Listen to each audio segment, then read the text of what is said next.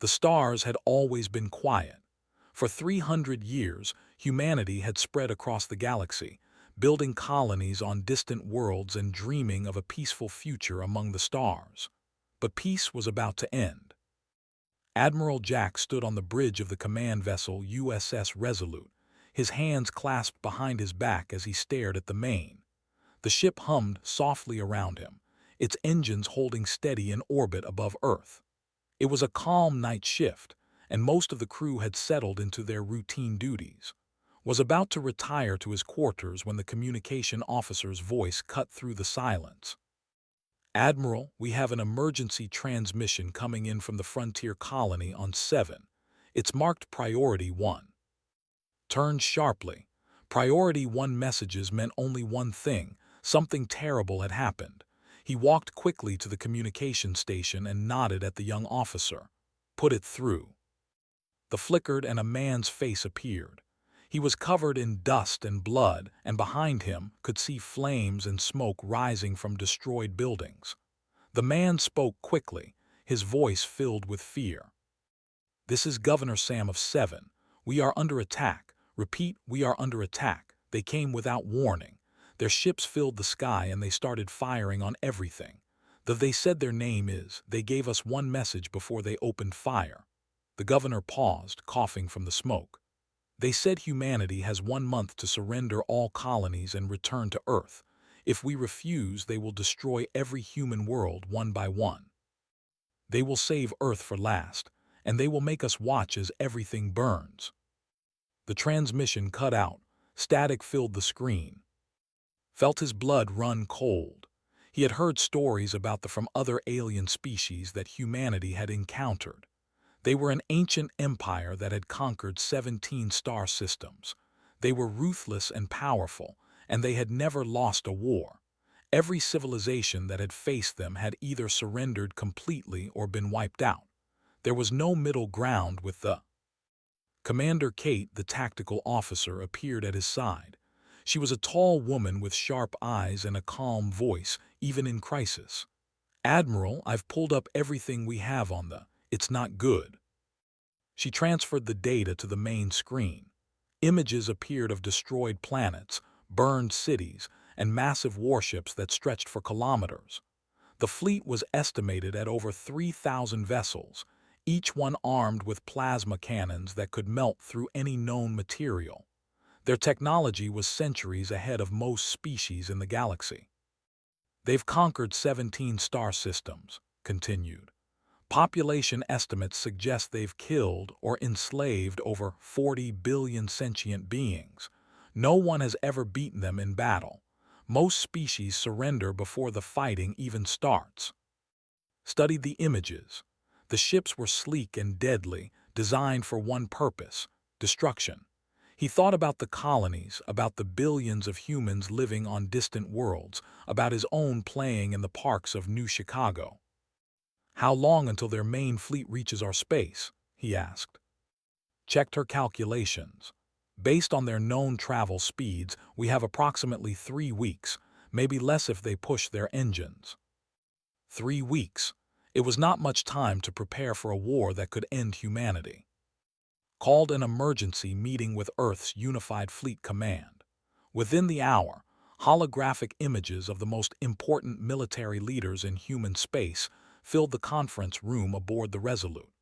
Captain Daniel Perry of the USS Vanguard appeared first. He was a veteran commander with 20 years of experience in deep space operations. His face was serious as he listened to the briefing. Captain Lisa Grant of the USS Horizon joined next. She was younger than Perry but had earned her reputation through brilliant tactical thinking and courage under fire. She had defended 3 colonies from pirate attacks and had never lost a ship under her command. "The situation is clear," said to the assembled commanders. "They are coming and they expect us to surrender or die. I want to know our options."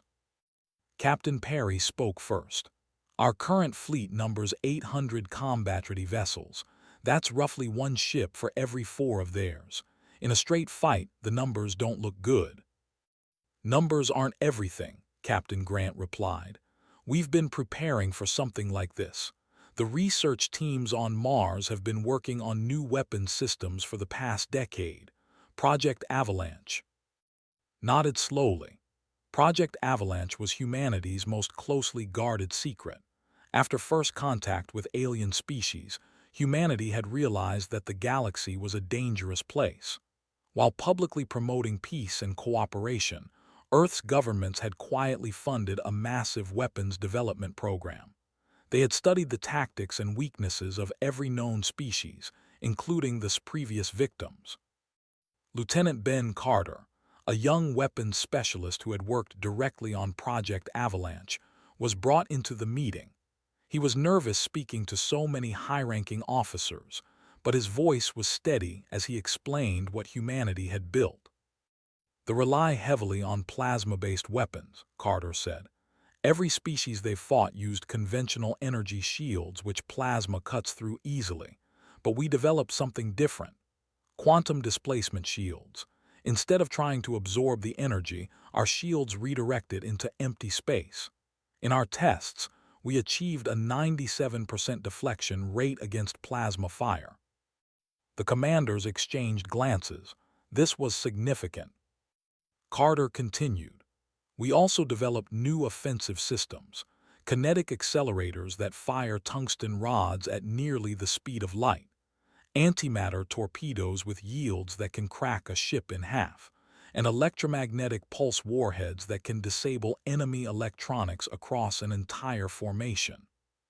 Why wasn't this shared with the fleet earlier? Captain Perry asked. We were hoping we'd never need to use it, answered. These weapons were built as a last resort. It seems that time has come. The meeting lasted for several more hours. By the end, a decision had been made. Humanity would not surrender. Humanity would not run. They would meet in battle and show them that humans were not easy prey. Admiral dismissed the commanders and stood alone on the bridge of the Resolute, looking out at the stars. Somewhere out there, an enemy fleet was racing toward them, confident in their coming victory. They had crushed every species they had ever faced. But they had never faced humanity. Allowed himself a small, grim smile. They had made a terrible mistake. They thought humans were weak because they were new to the galaxy. They did not understand that humanity had been fighting for survival since the first human picked up a rock and used it as a weapon. War was in their blood. It was in their history. And when pushed to the edge, humans did not break. They fought back. The order went out across every human world. Prepare for war. The news spread across human space like wildfire. Within hours of the emergency broadcast, every colony, every station, and every ship knew what was coming. They were on their way, and they intended to destroy everything humanity had built. But instead of panic, something remarkable happened. Humanity united. On Luna Station, the massive orbital facility that served as humanity's primary shipyard, Chief Engineer Tony Martinez worked without sleep for 3 days straight.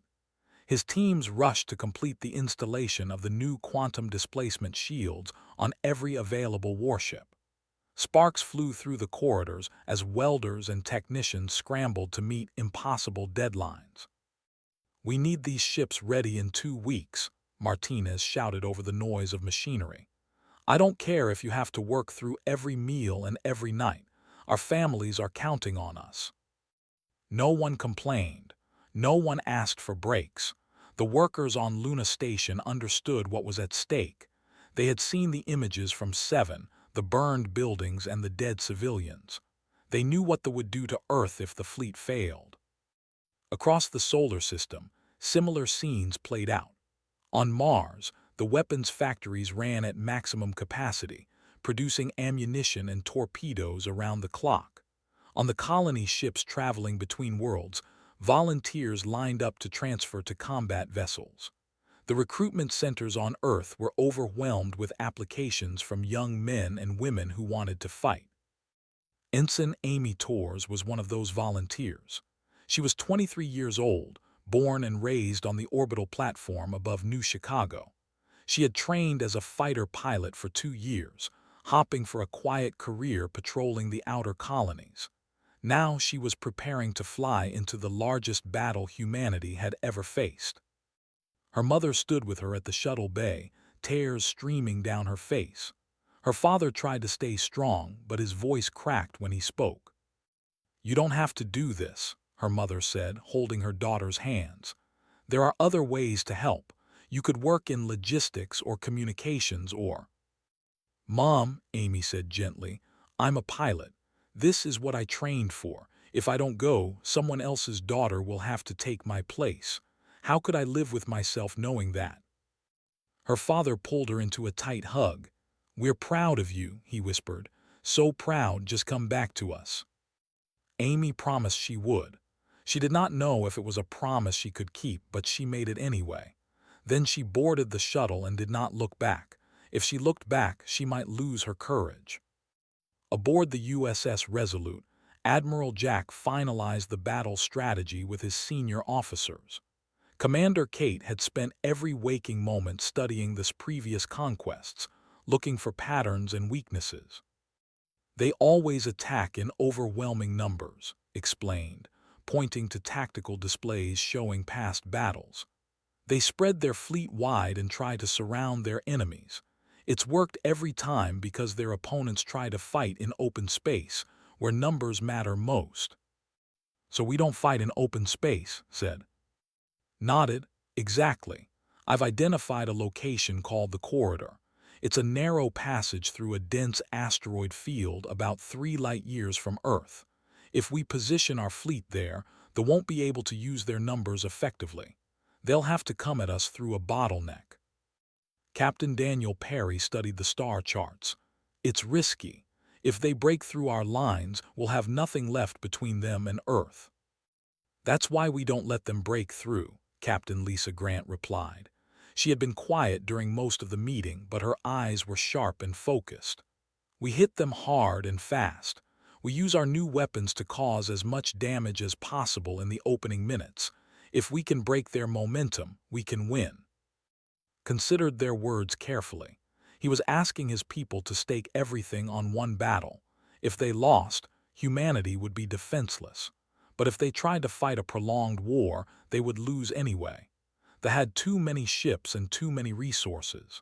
Humanity's only chance was to strike decisively and crush the enemy before they could recover. "We go to Corridor," decided. "All ships will deploy in defensive formation.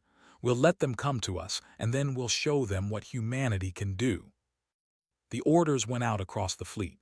800 warships began moving toward the rendezvous point. Some were massive battleships bristling with weapons. Others were small, fast destroyers designed for hit-and-run attacks. Together, they formed the largest military force humanity had ever assembled. Before the fleet departed, Admiral addressed every ship through a galaxy-wide broadcast. His face appeared on screens from Earth to the farthest colonies. Billions of people stopped what they were doing to listen. "My fellow humans," began, his voice calm and steady. "You know why we're here. An enemy is coming to destroy us. They think we're weak. They think we're easy prey. They've conquered species far older than us, species with more ships and more technology. They believe they cannot lose." He paused, letting his words sink in. "But they don't know us. They don't know our history. They don't know that humanity has faced extinction before and survived. We survived ice ages. We survived plagues. We survived wars that killed millions. Every time the universe tried to destroy us, we came back stronger. That is who we are. That is what we do." His voice grew stronger. "I won't promise you an easy victory. Many of us will not come home. But I promise you this: we will not go quietly. We will not surrender. We will fight with everything we have, and we will make them regret the day they ever heard of humanity. Our children will look back on this moment and know that when darkness came, we stood up and faced it." He straightened his shoulders. "All ships prepare to jump to hyperspace. May God watch over us all." Across the fleet, crews took their positions. Engines powered up. Coordinates were locked in. Lieutenant Ben Carter sat at his weapons station aboard the Resolute, his hands steady despite the fear in his heart. He thought about his parents back on Earth, about the small house where he grew up, about the dog that would be waiting for him to come home. Ensign Amy Torres strapped herself into her fighter, checking her systems one last time. Her squadron was assigned to the USS Horizon under Captain Grant's command. They would be the first wave of attack when the battle began. Commander Kate reviewed the tactical data one more time, looking for anything she might have missed. There would be no second chances once the fighting started. Admiral gave the final command. The fleet jumped to hyperspace, leaving Earth behind. In a few short hours, they would arrive at the corridor and face the greatest threat humanity had ever known. None of them knew if they would survive, but every single one of them was ready to fight. Humanity was going to war. The USS Resolute emerged from hyperspace at the edge of the corridor, and Admiral Jack felt his breath catch in his throat. The asteroid field stretched out before them like a forest of floating mountains, rocks the size of cities drifting slowly through the darkness. It was beautiful and terrifying at the same time. One by one, the rest of the fleet appeared around the flagship. 800 warships materialized from the blue glow of hyperspace, taking their assigned positions. The captains reported in, their voices steady despite the tension that hung in the air. USS Vanguard in position, Captain Daniel Perry announced. USS Horizon ready and waiting, Captain Lisa Grant added. The other ships followed, each one confirming they were prepared for battle. Watched the tactical display as his fleet formed into a defensive wall across the entrance of the corridor. They had practiced this formation countless times in simulations, but simulations were nothing compared to the real thing. Lieutenant Chris Blake, the sensor officer, bent over his console with intense focus. His job was to detect the enemy before they detected the human fleet. Every second of warning could mean the difference between victory and defeat. Admiral, Blake said suddenly, his voice tight, I'm picking up hyperspace signatures at the far edge of the system. Multiple contacts, very large number of contacts. Walked to the sensor station and looked at the display. Red dots were appearing on the screen, hundreds of them, then thousands. The armada was arriving. How many? Asked quietly. Blake checked his readings twice before answering. 3,200 warships, sir, plus support vessels and troop transports. Commander Kate stood beside the admiral, her face pale but determined. They brought everything. They must have emptied their entire sector to field this many ships. They wanted to make sure, replied. They didn't want to take any chances with us. He allowed himself a grim smile. Good. That means there's no one left to protect their home worlds if we win here today. The fleet moved toward the corridor in a massive formation that covered thousands of kilometers. Their ships were unlike anything human engineers had ever built. Long and angular, covered in dark armor that seemed to absorb light, they looked like predators swimming through the void. At the front of the enemy formation was the largest ship had ever seen. It was easily 10 kilometers long, bristling with weapons platforms and sensor arrays. This was the command vessel, and whoever commanded it was the one who had ordered the destruction of 7. The communication officer spoke up. Admiral, we're receiving a transmission from the enemy flagship. They want to speak with us. Nodded, put it on screen. The main flickered, and a face appeared that made several crew members step back in shock. They were not humanoid. They had gray, scaled skin and 4 eyes arranged in a diamond pattern across their face. Their mouths were filled with sharp teeth, and their voices came out as a harsh clicking sound that the translation software struggled to interpret. I am Fleet Commander, the alien said, his 4 eyes blinking one at a time. You may call me by the title your primitive translators can understand, World Crusher. I have burned 17 civilizations to ash. I have killed billions, and now I have come for you.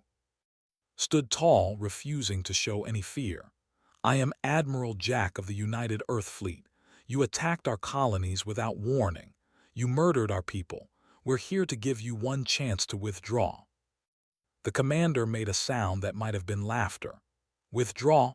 Little human, look at my fleet, look at yours. You are outnumbered 4-1. Your technology is primitive.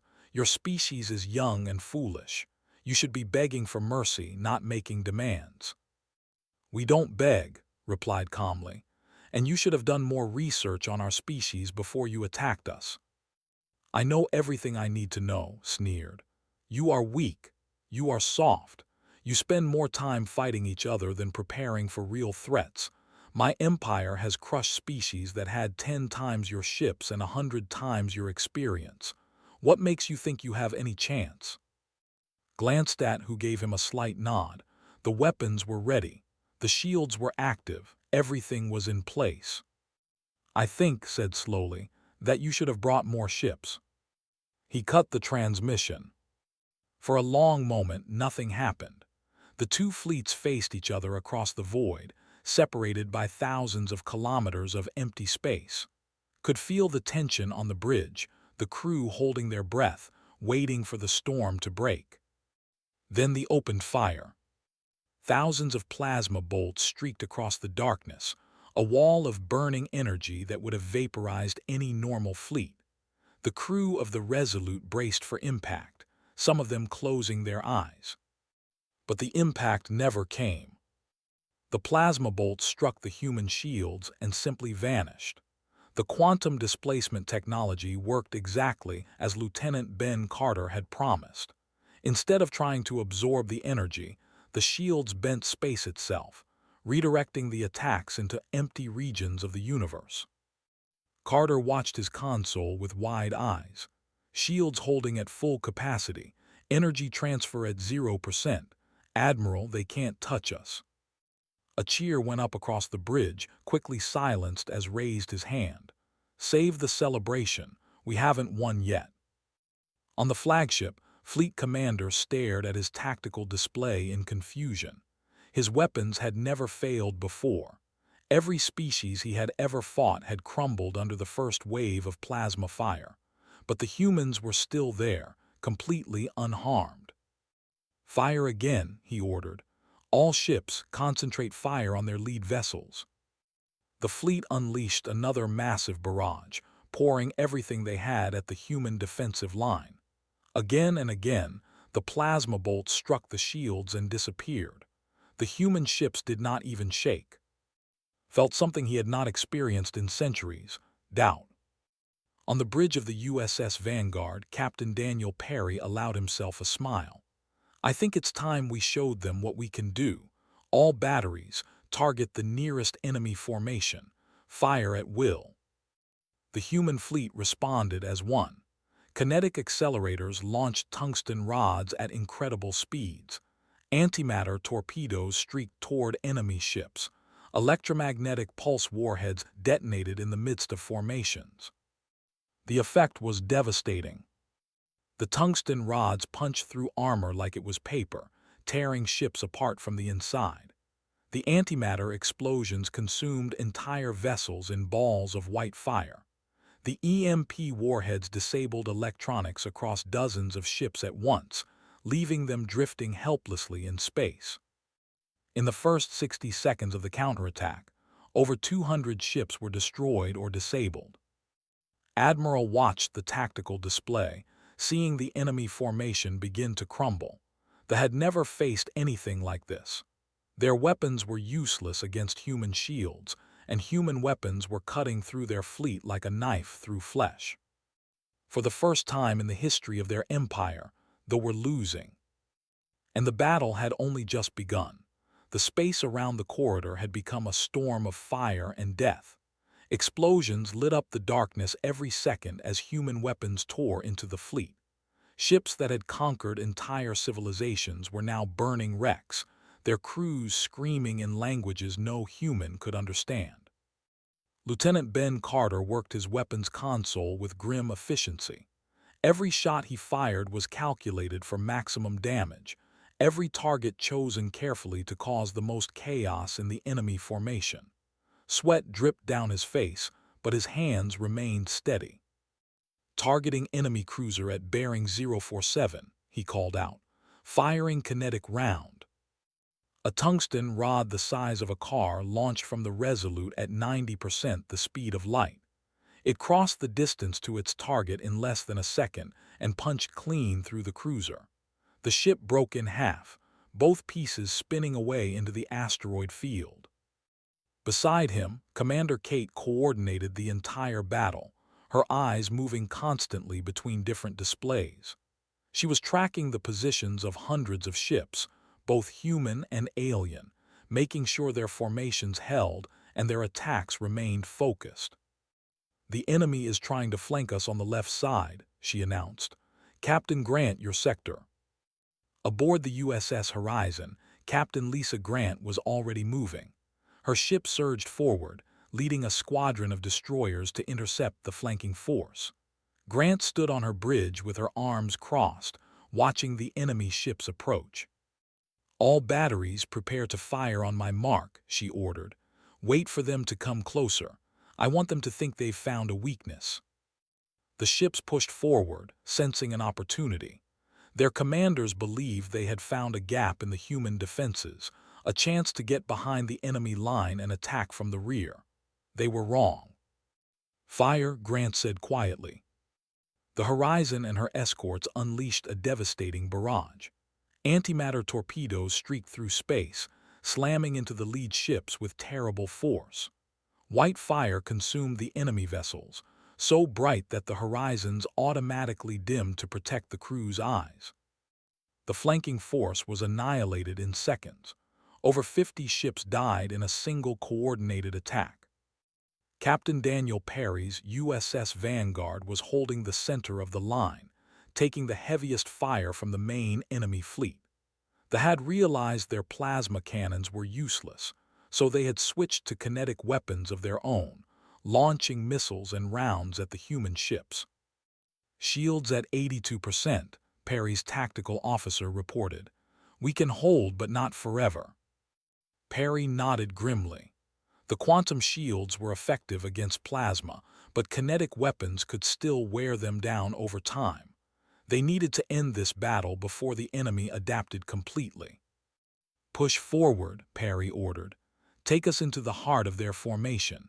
If we break their center, the rest will fall apart. The Vanguard surged ahead, its weapons blazing in all directions. The massive battleship plowed through the fleet like a warship through enemy lines, leaving destruction in its wake.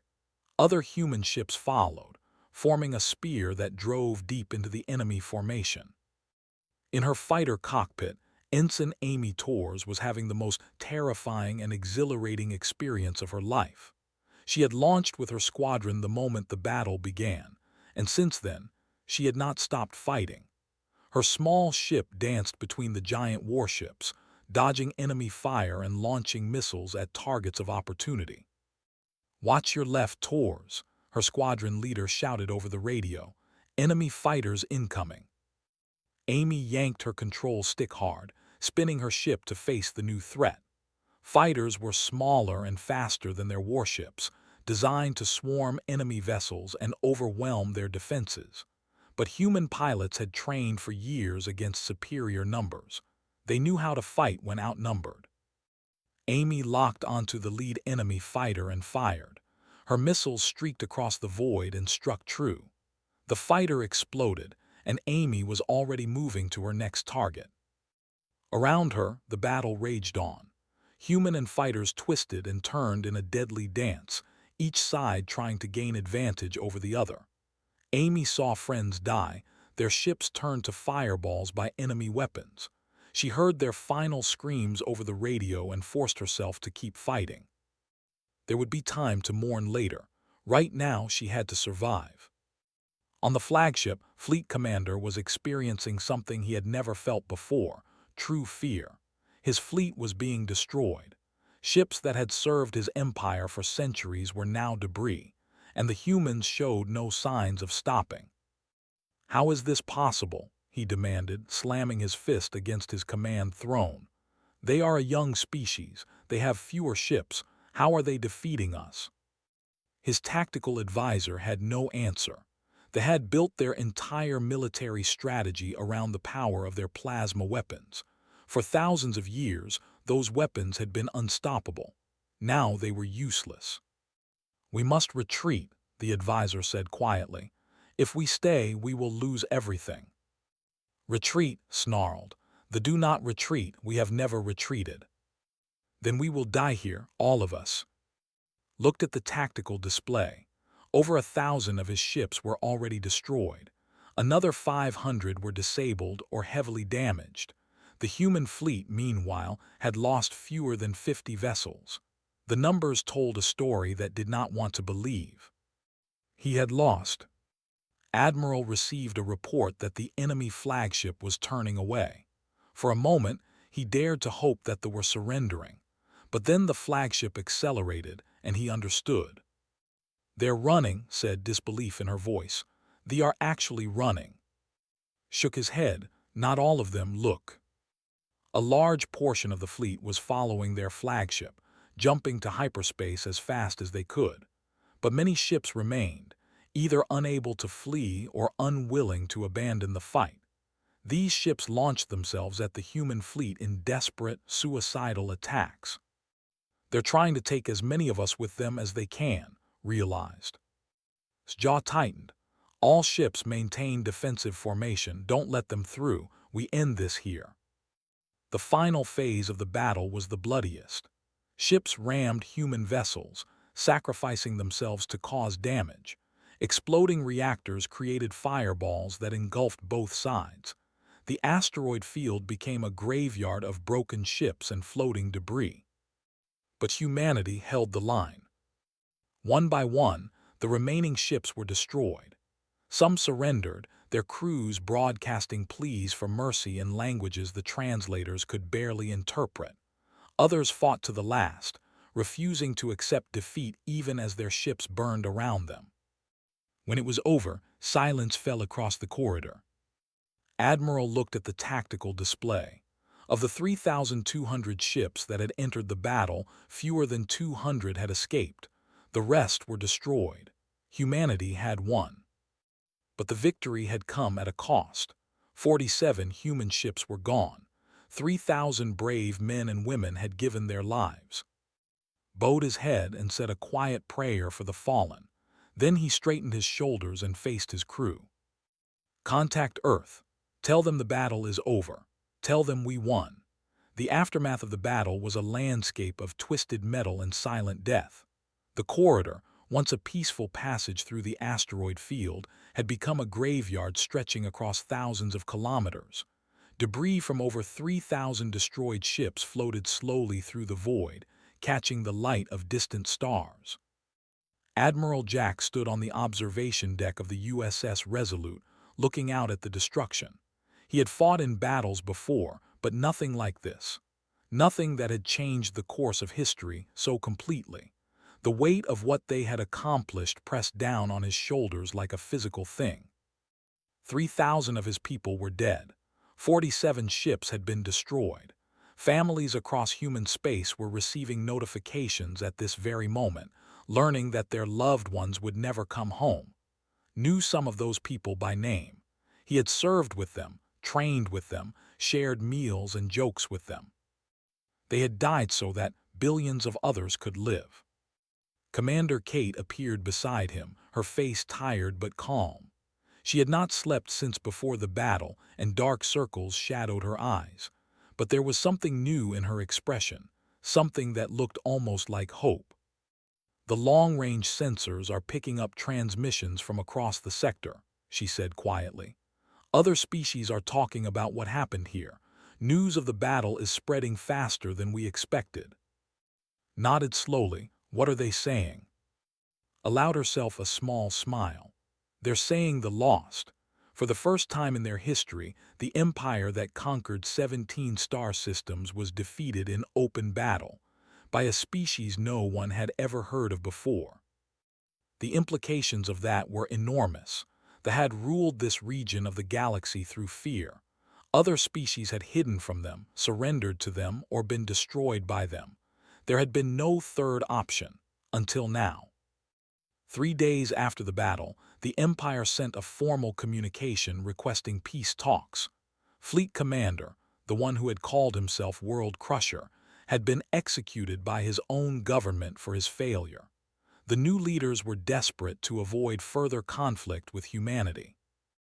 Admiral represented Earth at the negotiations. He sat across from diplomats in a neutral space station, their four eyes unable to meet his steady gaze. They offered territorial concessions, resource payments, and promises of non-aggression. Accepted their surrender unconditionally. The terms were simple. They would release all slave species they had conquered. They would pay reparations to every world they had damaged, including human colonies. They would reduce their military to a purely defensive force, and they would never threaten humanity again. They had no choice but to agree. Their fleet was shattered. Their reputation was destroyed. The empire that had terrorized the galaxy was broken. News of the victory spread to every human world. On Earth, crowds gathered in the streets of every major city, celebrating and crying and holding each other. On the colonies, people who had spent weeks preparing for evacuation finally allowed themselves to believe they were safe. Children who had been told they might never see their homes again hugged their parents and laughed with relief. But there were no celebrations aboard the USS Resolute. Admiral held a memorial service for the 3,000 who had fallen. Every name was read aloud, every sacrifice acknowledged. The survivors stood at attention, tears streaming down their faces as the list went on and on. Lieutenant Ben Carter had been promoted to lieutenant commander after the battle. He stood in the front row during the memorial, thinking about friends he had lost. One of them had been his roommate at the academy. They had promised to grab drinks after the war was over. That promise would never be kept now. Ensign Amy Torres had survived against all odds. Her fighter had been hit twice during the battle, and she had made it back to the horizon with a damaged engine and a cracked canopy. Captain Lisa Grant had personally commended her for bravery under fire. Torres had smiled and thanked her captain, but inside, she was still processing everything she had seen. She called her parents the moment communications were restored. Her mother cried so hard she could barely speak. Her father just kept saying, "Thank you, thank you, thank you," over and over. Torres promised to come home as soon as she could. This time, she intended to keep that promise. In the months that followed, the galaxy began to change. Species that had hidden from them for centuries emerged from their shelters and made contact with humanity. They came with gratitude and wonder, unable to believe that a single battle had destroyed the empire that had terrorized them for so long. Ambassadors arrived at Earth from a dozen different worlds. They brought gifts and offered trade agreements and asked questions about how humanity had accomplished the impossible. The answer was always the same: determination, innovation, and the refusal to surrender. Humanity had been fighting for survival since the beginning of its existence. That struggle had made them strong in ways that other species could not understand. They had turned their history of conflict into a source of power, learning from every war, every disaster, every near-extinction event. When the came, humanity was ready because humanity was always ready. Admiral Jack retired from active service 1 year after the battle. He had given 50 years of his life to the military, and he was tired. But before he left, he visited the memorial that had been built at the corridor.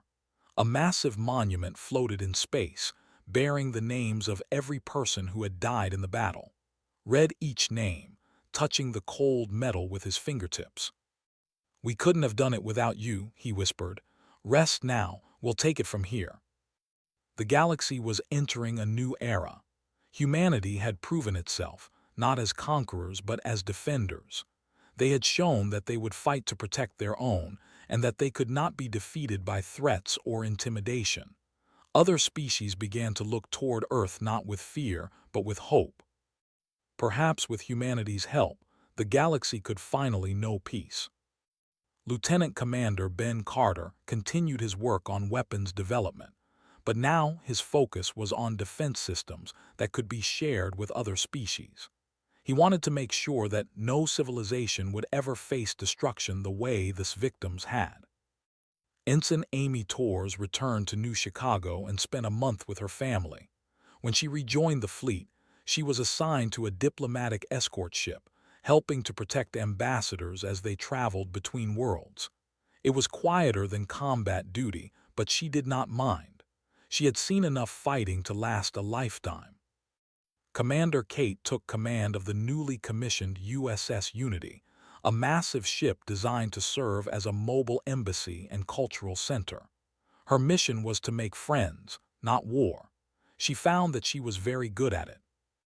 And across the galaxy, beings of every shape and size told stories about the battle at the corridor. They spoke of the young species that had faced an ancient empire and won. They talked about the weapons that had shattered the invincible fleet, the shields that had turned aside impossible firepower, the determination that had refused to break. They called it the day the stars changed. They had come to destroy humanity. In mere moments, they were annihilated. And the galaxy would never forget.